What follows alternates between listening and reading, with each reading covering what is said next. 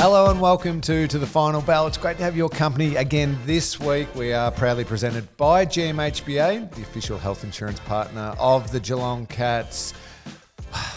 Deep breath. We're gonna talk some footy. We're gonna talk some Geelong versus Carlton. We're gonna get to your questions. We're going to talk Geelong versus Collingwood, and then we're going to start getting even more positive. But to join me through this journey, as she is every single week, Meg McDonald's here. Hello, Meg. Hey, Lingy. Even more positive, so it's not hard. Yeah, we can. It's coming off a low base this morning. We can start with some honesty between us, and delve into it a bit, and then we're going to bring it out, and we're going to start looking ahead towards Saturday night's clash against the Pies. But in order to jump straight into the honest part of it, Meg's memo. Do I dare ask for it this morning? Now we are recording this a day later than we normally would. Apologies for that. That is entirely my fault. I had a scheduling conflict. We won't go into what that was. All good. Or just on the Carlton factor, which I might go into my memo. I can't remember because we just wiped Sunday from the mind. But this is how I feel about the Baggers. You might choose to cut this out, Jake. Do you know what podcast I used to listen to religiously? Which club podcast? Well, it wasn't an official club podcast, but I used to listen to is it the Carlton show that Andy Marr did with the two massive Carlton fans when they were in the depths as a kind of like masochistic. Like I was like, this is so entertaining to watch you be so in the depths. So down about the club and the hopes. I sort of felt guilty about it. You weren't a Carlton supporter either growing up. I'm not a Carlton supporter, and I love Andy Marr, but I just found their woe, the way they expressed it's like so entertaining. But as we've said, the risk is when they're back up and about. Yes. Against you. Yes. Yeah, they were getting loud on Sunday afternoon. Yeah. We were both there, Meg. Yes, we were there, which is good context for this. That's what makes me nervous about Meg's memo. Were you recording this at the ground Let's live? say I recorded a couple at the ground, didn't send them through, and this one I think I sent through when I was back in Geelong. When you had a moment in the car to just compose? Okay. This could be a little bit better then. Gosh, again, it's a long time ago now. All right. Mate, what is it about supporting and barracking and being on the outer that is like the emotion of it? I end up walking away and thinking, I think I care more if this team wins than if my team wins. Such is the sense of powerlessness and yet investment. It's just so different. Like, it's so different to feeling like you can do something about it. Anyway, those are my reflections now that I've arrived back in Geelong after a rough time on level 4 of the MCG. And why is it that I have so many baggers in my life? Like, I'll reserve my thoughts on them and just say that I think at halftime I was like, if we turn one more ball over between our 50 to 70 metre in the what we might call the bridge or the launch zone or whatever, half forward, it wasn't going to be well. And we did continue to do it. So there's that. There wasn't enough vibe. There was not enough vibe until the fourth quarter. And here's the thing, is that then in the fourth quarter, when it happens and you get excited and you start barracking like I was talking about, and then you have this hope and then it doesn't pay off, you're like, you could have just kept going the way you were going up until 3/4 time, because then it's the hope that kills you. But that's why we love sport. Shall we end on a positive note and say again, Tom Atkins is having a season, and never have you watched a player for whom you have less doubt about whether they're having a crack or not. So love that from him. I thought Mark Blitzarves is doing some stuff. I mean, again, so dependable, so reliable. Just did things to get us back in the game. Obviously, Charlie Kerner was very their tools got us, but equally Connor O'Sullivan did some really impressive things. And Brad Close. I was loving Closey trying to cover for the fact that maybe Brian Myers looked like our most important player today in his absence, which tends to happen. But Closey was doing a bit to try and make up for it. So, we've ended up at 3.5 minutes again. Producer Jake will cut this down, or will he? Anyway, see you Wednesday. No, he won't. No, I think you did. I know he cut certain things out where I was probably a bit too harsh. I was reaching at the end. Sorry, team. I was like, Brad Close. About halfway through there, I wanted to reach over and give you a cuddle. You sounded broken there. I'd parked outside my house, turned the headlights off, and recorded it before I went inside. You know, one of those. Yeah. Do you know what I mean? Though, I walk away and I'm like, I don't feel like this when we lose. When we the AFLW team lose, it's a different emotion. It's so irrational. I'd imagine from my memory, you're exhausted, you're shattered in the loss, but you're right. You've had control over that loss, and it can almost be a little bit more anger because I should have done that. I should have done. You know, we didn't execute this, and there's that control factor. As you described, when you're sitting on the fourth tier of the MCG, you have zero influence on the game. Having to listen to people who are like, sorry. Love everyone, but having to listen to the supporters around you just get things wrong. It's like why is this happening? They're calling ball when it's not ball. There's nothing more satisfying in footy than yelling ball, and then when the opposition does it when it's not ball, there's nothing more irritating. Hey, you know what umpires do? Umpires call ball when it's not ball either. Oh, but here we go. Let's not go any further with that one, shall we? I want to jump to one of your points on your memo there straight away because I was, as I said, we were there in different capacities. I was calling the game for Channel 7, talking about having to be professional and neutral and appreciate what Carlton were doing. But those turnovers that you referred to in your memo there between our 50-metre arc and 70 to 80 out from goal and attacking up, it felt like the difference in the game because amazingly, so clearances were always going to be Carlton's strengths. And early on in the game, that's where they were on top, good clearance team. But we wrestled it back either to be a bit more even in that area or they weren't highly effective clearances and we were trying to counterattack off the back of them a little bit and we're getting it. But then it got to 70 to 50 out from our goal and it just got turned over time and time again. Nick Haynes, Mitch McGovern were superb for Carlton and just chopped the ball off so many times. But that's, as we all know, that's the part of the ground you do not want to turn the ball over. No, because you get scored against. But also, I mean, I think our own scores from turnover were quite low by comparison to our standard, which is the sport at the moment. It's being able to punish your opposition, and they did it, and we didn't. But there were so many times when you're thinking we're about to do it. We are, 9 times out of 10 we kick a goal in this situation, but. Yeah, we just, we sort of spoke a little bit off air, like this is live, about possibly taking the wrong option, things that happen in a game where the pressure of the game and also the standard of the team starts to mount on you. And so you're trying to execute against a trend and the pressure heightens and then you just not, your clarity of thought isn't the same. Yeah, that's the big one, isn't it? Because on multiple occasions, I think Geelong players – there's 3 elements to it for a turnover or a missed shot goal. It's did you see the better option? Yeah. And if you didn't, okay, perhaps you should have. But also, maybe it was hard, maybe it was under pressure, that sort of thing. If you saw the better option, did you choose to take it or did you choose, nah, you know what, I'm going to have a shot anyway, I'm going to do it. And then the third one is simple skill execution. Is yes, I've seen the better option. Yes, I've chosen to take it, and then I've just missed it. Yeah. Or I've skied it a bit, and it was a few of those times. There was a couple, and I'm thinking, and you mentioned Brad Close, I thought played quite well, but a couple of times he got outmarked by Nick Haynes at different times.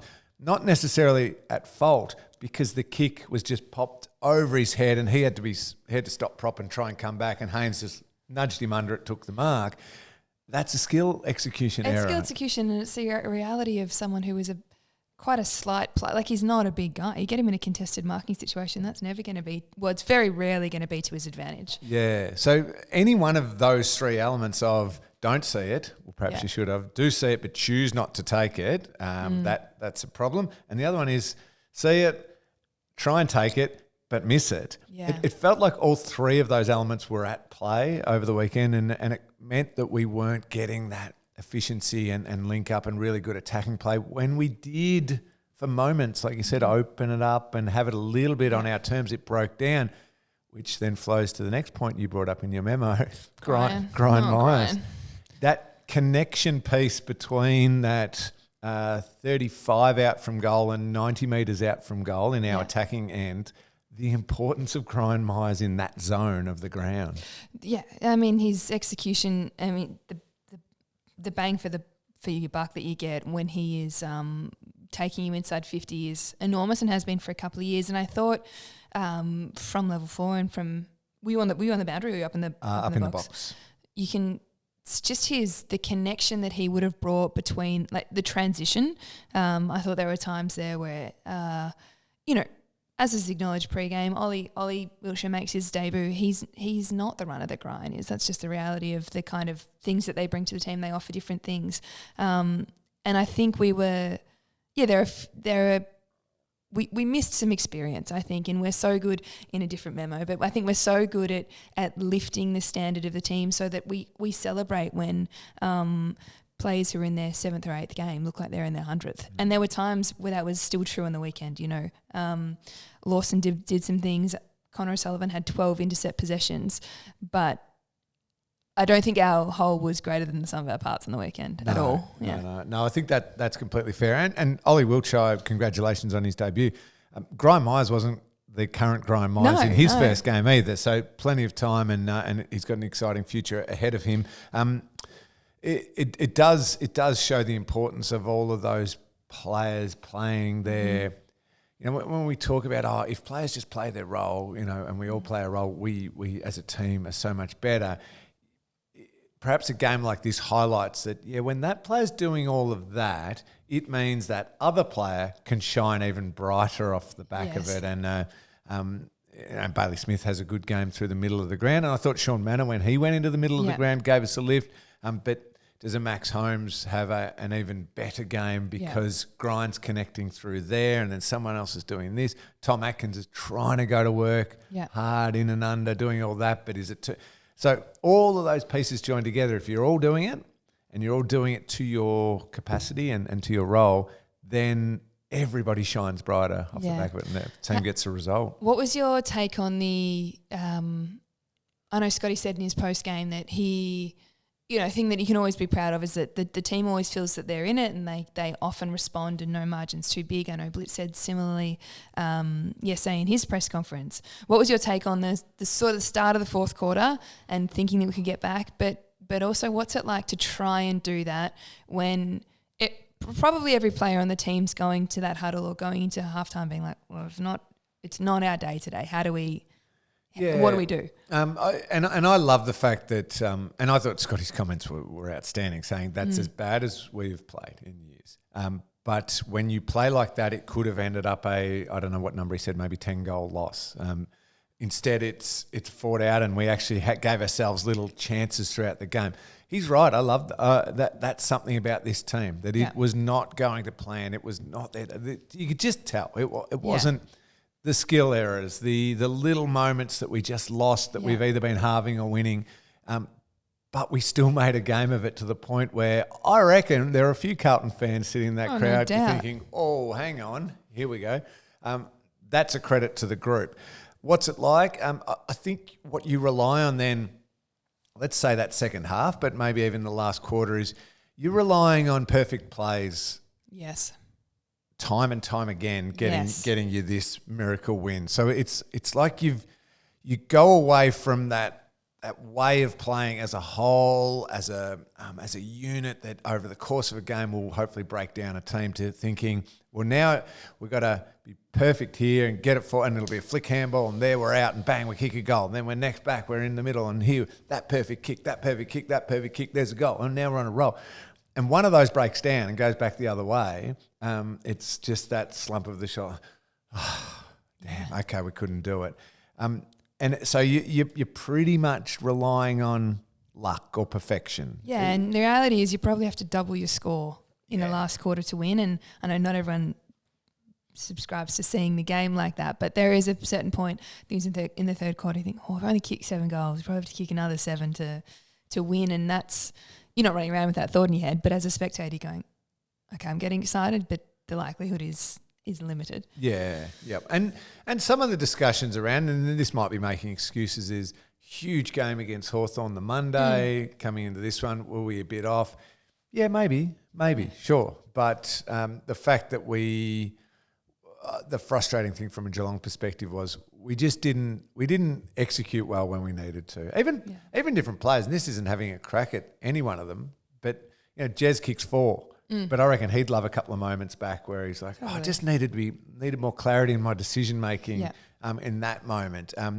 Paddy tried to lift the team, that incredible pick up and take on Adam Sard and straight through. I was like, yeah. But Paddy would love a moment or two back. Like even our best players, our key experienced players, still just didn't quite have that flow and probably calmness of mind to make the perfect And on top of that, Stewie was clearly... Oh, didn't he look sore? Oh, he looked sore. I could not believe that he didn't go to the bench. No. I mean, because then you're sort of watching the game and then he does a big spoil and you're like, oh, he must be feeling better. And look again, no, he still can't walk. And I was watching him a lot off the ball. That the ability when he is about to press onto like the short kick over and he gets there. 9 times out of 10 he so quick. Gets there. Well, he was half a second later. Yeah. And so they were just taking the mark, which has pulled Tom Stewart out of position. And now that person will, and it opened us a couple of times. Not Stewie's fault, it's just the fact that he didn't have that incredible explosion off the mark because he looked so sore. Yeah, I thought there were a few times, and this is separate, but that they got through our press. You know, you're sort of watching and you so clearly, it's a pressing defence, you go up to the next one. But I think of that Sam Walsh play where he comes down and he hits Fogarty maybe. Just breaking through those lines. And when a opposition's transitioning like that and you have to press up and you're not, they get that marking before you get the spoil. All of a sudden they're in the goal square. So tough. I do just want to say that danger play to Bailey Smith's goal, I'm like, you're such a beast. Oh. And I had to have such a laugh yesterday. I listened to, I don't know if you heard, Blitz did a press conference and he spoke about it. He said Danger was so pumped after that happened that in celebrating, he comes up and I thought he was going to headbutt me. He was just so fired up. And a moment for the 1v1 with Wiedering. Wiedering's got to be one of the only players in the comp that could have handled that. I mean, would Wiedering be, I mean, my fans showing, I do love Wiedering. He would have to be the biggest bloke in the AFL. Just in terms of built like a brick. Strength, and it's funny, I being in the call, I you're like holding. I remarked and I said, that was 2 incredibly strong players going at it. You know, they were both going at it. I said, Wiedering might have had a little grab of the jumper. James Brayshaw, who I was calling with, going, that's being generous, saying he might have had a little grab. I think he was calling for the free kick more than me, which I appreciated because in my mind I was screaming for it. Yeah. And then Wiedering's outrage, I was like, what? Yeah. Anyway. Didn't realise the handful of jumper. But anyway, for more news on Tom Stewart, check out the Cats website, GMHBA Health Update. Bit of Jake Kolodjasny back. It'd be like, how'd he go? Producer Jake Kolodjasny. Oh, he didn't play in the end. Hang on, okay. I think he was not. Yes. Oh, okay. interesting. So we might have to... Kolodjasny not listed on the health update, I don't think. So good to go. Good to go. That's a good sign. Brian Myers is the other one to watch. I think he, day-wise, is out of the protocol by the Collingwood game, by Saturday night. However, obviously still got a number of boxes he will need to tick, but we have touched on how important he is. Just quickly, before I move on to the VFL and VFLW, and then we'll take a break and get to some fan questions. I'm glad you mentioned Lawson and Connor O'Sullivan. I thought Lawson was just terrific again. Connor O'Sullivan, I think this will be a really important game for his development as a player and as a key defender and just what he will learn from it. I thought he was terrific. 2 coaches' votes speak to that. The 12 intercept possessions, as you touched on. And then at times got monstered by Harry Mackay and a big contested mark gets taken. I don't sit there going, oh, geez, that means Connor O'Sullivan's this, and that. I just think, what a learning to think, okay, I've taken these steps, but then I still need to, and I will add this, and this to my one-on-one marking, my contested mark, my ability to block a player's run at the ball, all the stuff that you'd work on as a defender. He will get so much out of this game. Yeah, I completely agree. And then there's what you do with it when you win it back, but also the thing that I love about him is how good he is at ground level. I think there's, as you say, there'll be so much improvement to come with playing on the monsters of the opposition. And he's done a fantastic job in his first 9 games, something crazy. 8 games, I think. 8 games. But his use of his hips at ground level I really like. And he worried, was it Motlop out of a key one? Yeah, just signs like that where I think, oh, you've got it on both levels. Yeah, absolutely. So, and I'm really sorry to interrupt you.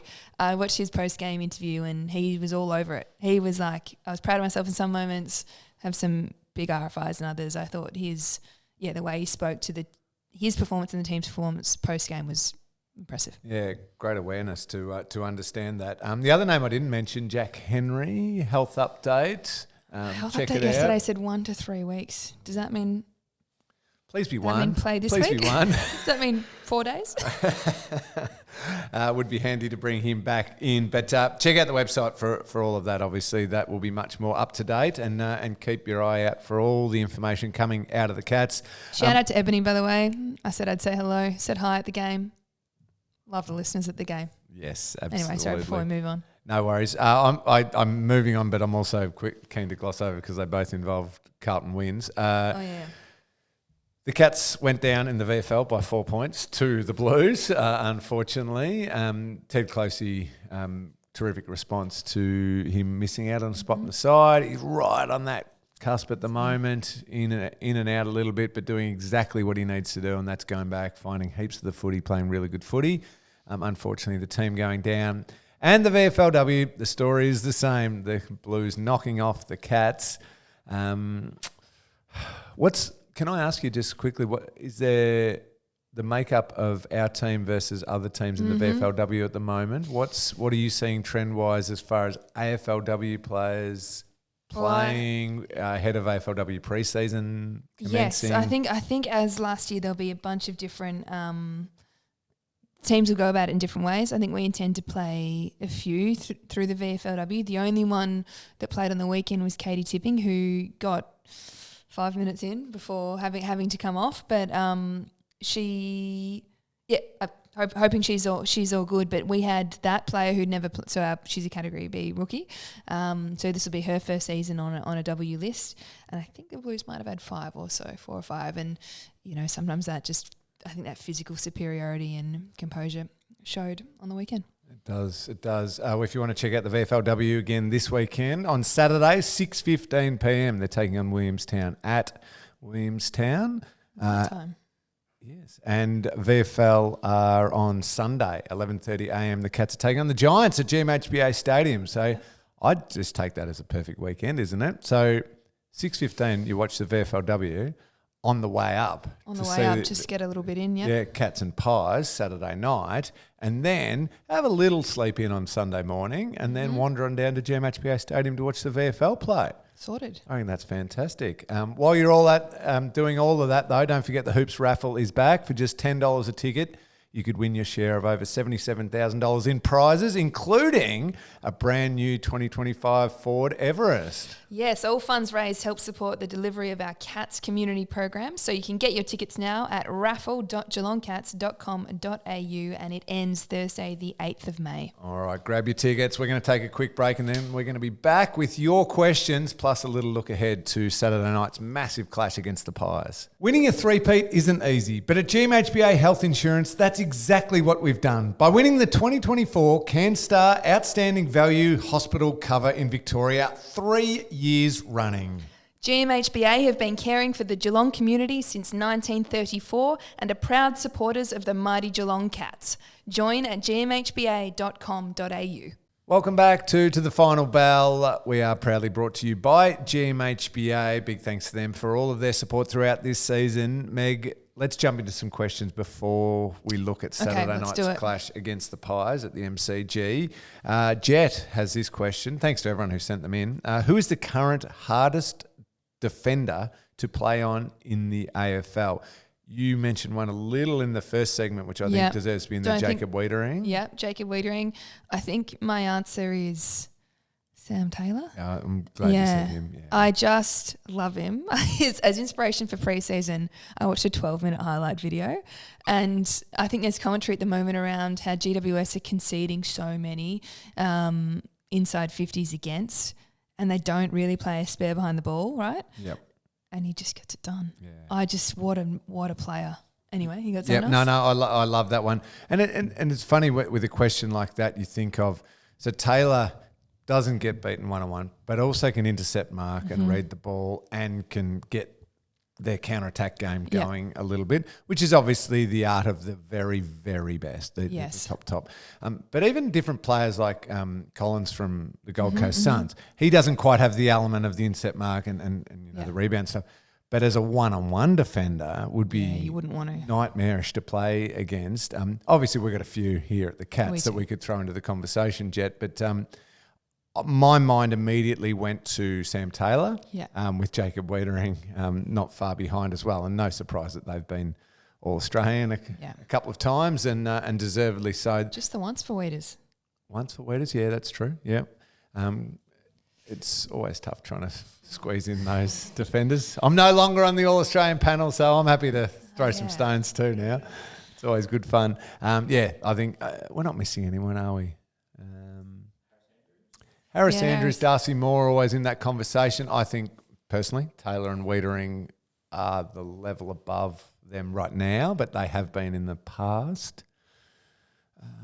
I think Andrews' height would be... He's so big. He's so tall. He sticks a mid up to spoil and you can't get near it unless you're enormous. But that is, I think, what we're saying at the moment. I know Scotty said this about DK playing back, is that with the emergence of your Sam Darcy's, you can't get away with being under 200 centimetres you probably need someone who's of equal height. As a key defender. Yep. No, that's a fair call. Hopefully we're not missing out on anyone there, Jet. I reckon we've covered the best of the best. And, of course, giving that nod to everyone in the Cats lineup. Seb, can Prime... Here we go. Love this. Thank you, Seb. Can Prime C. Ling come back to tag and Dacos this week? Meg, sometimes I watch Nick Dacos. You tell me. And I'm very comfortable being retired. Really? But then the competitive part of me is like, no... I'd do this and I'd do this. And yeah. All right, who are we meeting with after this? Going to the footy department. The other thing I would say to Seb and to you and to all of our listeners is I go for a run along the Barwon River here in Geelong a few times a week. If you saw me running along there with my beautiful black Labrador just cruising along together, you would realise there is no chance in hell I could tag anyone, let alone Nick Dacos. I can't even tag my black Labrador. Oh, okay, fair. And she wants to be with me. Not moving real well these days. His movement is, oh my goodness. It's so explosive and sustained. Like it reminds me of Cousins, Crawford, that sort of, they were quick, but they could hold that speed. Yeah. It wasn't, so Sean Burgoyne, who I played on sort of in his prime at Port Adelaide, explosively fast. Yeah. But would then take a bit of a rest. Yeah. And then explode again at a stoppage and so good around stoppages. So you could kind of, if you could put him into traffic, if you could do that, you'd have to try a million different things and often grab a jumper as well. Yeah. You could just go, okay, if I can just wear that burst, then I get that little rest with him and then do it all over again. Cousins and Crawford and these types of guys would go and then just keep going and keep going. And it's like, hang on, guys, please stop. Yeah, please that's stop. so funny. That's Nick Dacos for me, where he then, if he doesn't get it that first time, he's still going fast, many, many metres down the oval, getting it the next one, which would be hard to keep up with. He's smart, so he ends up in the right spots as well. It's not dumb running. Yeah. And you know that if he gets it, he's finding a teammate or he's more often than not finding the big sticks. Yeah. Beautiful kick of the ball. it blows my mind though watching some teams let him get any ball between. We talk about that 50 to 70 metre arc part where we struggled on the weekend. Yeah, it's gone through. Why you'd let him get it there? Yeah. If anything, let him get it in the back 50. Yeah. And sure, you don't want it because he's using it beautifully. But if he's going to get anything, let it be down there, not there. You got to put him into traffic. You got to put him into a bit of congestion, so he has to check his step or at least start a step to get around or anything like that, to not let him have open space in front and to use his run and his beautiful ball use and decision making. Does Axe go to, like, how do we put someone, I know we have a team approach, but he's done some good jobs recently, and how do you go into that thinking, I mean, let's be honest, I can't run like Nick Dacos. Yeah. Which is probably true for the entire comp. It is. And that's where the question around, do you play a tagger all the time just in that. Well, I support. 50-70. Yeah, I support. So maybe it's find your little opportunities to not go all the way with him in certain spots. Trust your team setup to find the ball, but then in certain parts of the ground, it's like no, don't let him drift into little. He's so good, like Dusty was at his peak, of drifting into this no man's landy sort of part of the ground and a little pocket of space. And it's like, but he's the one person you don't want having the ball 60 metres out from goal. Because he'll run 10 metres and he'll kick a goal, or he'll just go bang and he's found a forward. So that's a part of the ground where it tightens right up. So ultimately Atkins is probably the best equipped for it, I think, with the Cats, but also somebody who he's going to need a lot of help. He's going to need a lot of help, and maybe it's at the sacrifice of another. You got a choice between, do I want that Collingwood player with the ball in his hands, or do I want Nick Dacos? And maybe it's you let that player have it. In certain parts of the ground. I mean, Steele Sidebottom's also doing very well. Steele and Josh Dacos is a beautiful user of the ball. So no, I'm not saying you can just totally, you don't go 2-1 to. But it's also, I mean, we're about to move on from the question, but no doubt our midfield has running power now. Like you've got like Smith and Holmes can move. So that's not to say you don't want to stop their game by saying, okay, you need to run next to their best runner. That's not how footy works. But you know, we can hurt them. We can challenge them with our own the other speed. way. And that's the thing against Collingwood. If you get through them, you can really get through them. You've just got to be able to get through them. So, no, it'd be a great challenge to find that balance. This one's from Tex. Best game you've ever experienced, Lingy and Meg? Ever experienced? Ever. Can I? The 2000 and something Wimbledon final. Okay. Apart from watching the Cats win a flag in 2022, which seems so obvious. The 2022 qualifying final against the Pies, I took my 3 kids up, sat in the 4th tier, and just had one of the great days of all time. We were on away trips both those finals. It was rough, but so exciting. But my best childhood memory when footy is truly, truly magical is either one of, please bear with me here, this is a long one. Either one of the 1989 preliminary final out at Waverley. We won by 94 points against the Bombers. But Gary Ablett Senior kicked 7, and it was the most pure, magnificent, truly beautiful football I've ever seen, ever witnessed. We'd finally made a grand final. Like I was 8, but even I thought there was going into that year, the Cats hadn't played finals in the years. I'm there with my dad, walking out of that ground to get to our car. And for those who remember Waverley well, we're about to sit in our car for another 4.5 hours before we could get out of the car park. Didn't matter. It was just pure joy. Gary Ablett Senior had played football like I never thought football could be played. Wow. And we're into a grand final, and it was magnificent.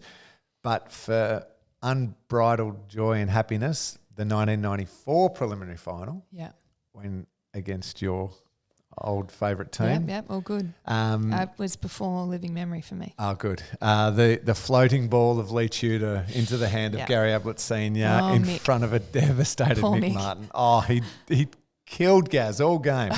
Had not let him got a touch all Nothing game. Worse than a floating. Where you're like, There was True, the fact that I've taken best position is what's cooked me here. Yeah. That's nothing worse. And I was 8 rows back. Oh, yeah. Behind that, where Gary took that mark, just off to the side, in between the point post and the goal post, with my whole family. And I just remember jumping up and down on the seat. And as he marked it, because scores were level. We just knew that any score was going to win it, and there's no way it could. Best day ever, greatest day ever. And I honestly reckon, this is a crazy thing, they wouldn't have done it, but in my mind, so K-Rock, obviously very biased Geelong call, so they should be, certainly back then. We got back to our car and they basically played the Geelong theme song on repeat the whole drive from Melbourne to Geelong. Now, it probably didn't happen, but that's the way I remember it.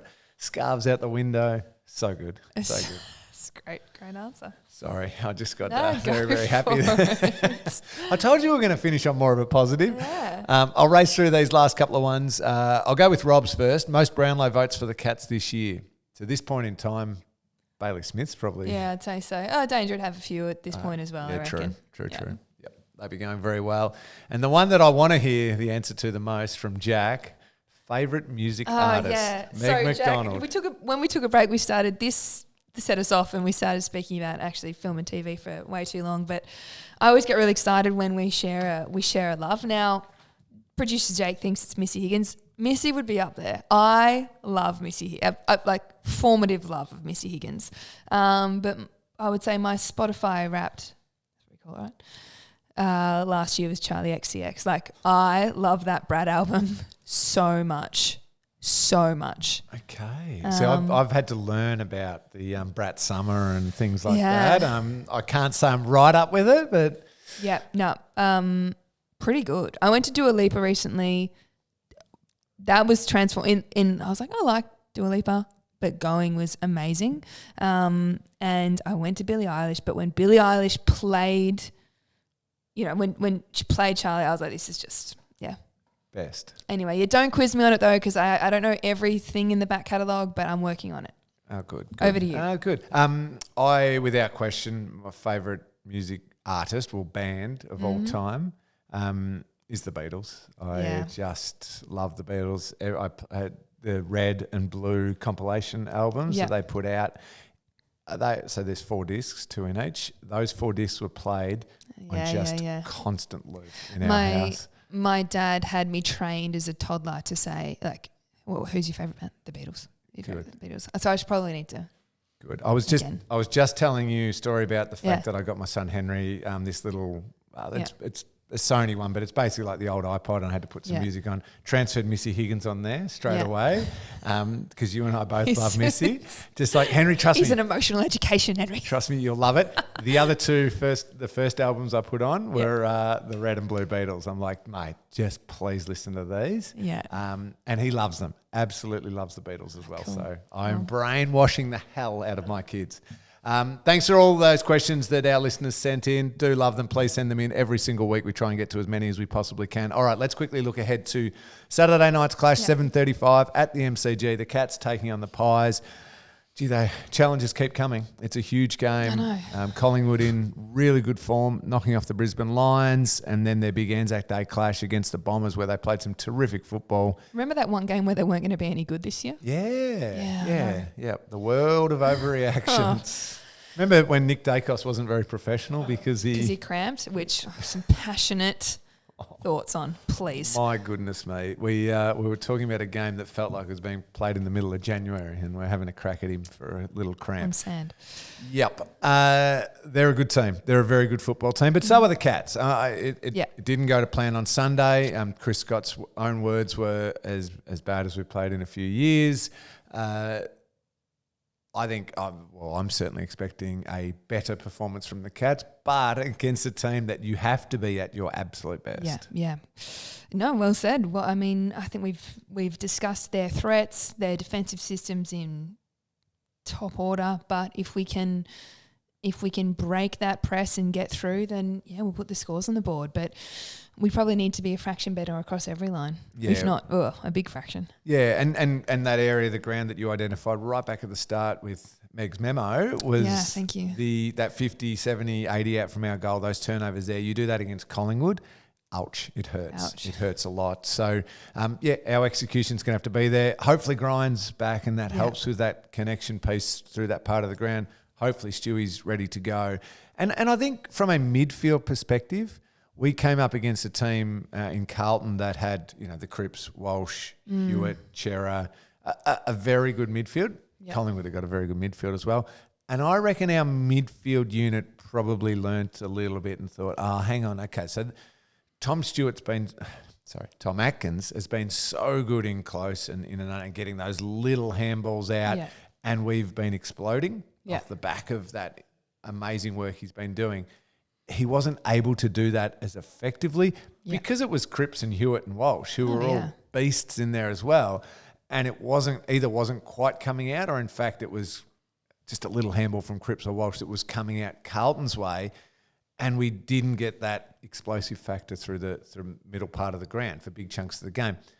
I just reckon that mix and balance fixes itself up this week, and we go, okay, we can't just leave thinking Tom Atkins is gonna do it. Yeah. It's we stay and support, still win our own ball, then we move out of that part of the ground.